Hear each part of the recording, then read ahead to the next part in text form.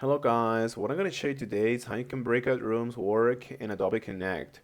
Now, breakout rooms allow small group collaboration within a larger session. Hosts can create up to 20 rooms per session, okay? Now, what are you going to do in order to make this? You're basically going to come to the video layout. I'm talking about this layout because it has like the largest attendees, section. All right, and you can see that we have different groups. Okay, that's cool. We have the main room, the breakout 2, the breakout 3, and so on and so on. You can add new ones by clicking on this plus icon here. Okay, and you can also delete them, and you can edit their names as you can see here. Now, in the main room, when you don't do anything, you're gonna have all of the main attendants, and you can move them around. That's the cool thing, okay? So I just want you to move them around to the desired breakout that you want to have, to the desired, distribution that you want to have.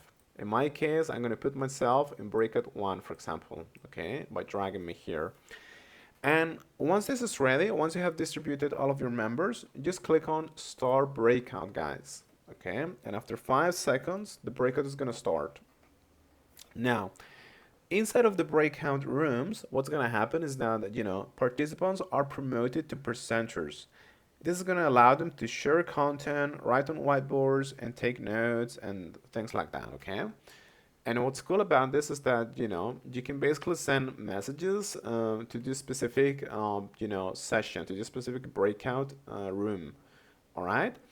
You can also change breakout room by just, going to the guy's username and just changing him, all right? So you can do this as you want. Whenever you finish, just click on End Breakout, okay? And again, you have to wait for 5 seconds, and that's gonna end the breakout. And that's going to take you to the normal session as it was before, just a big pool of, everyone in the main room, basically.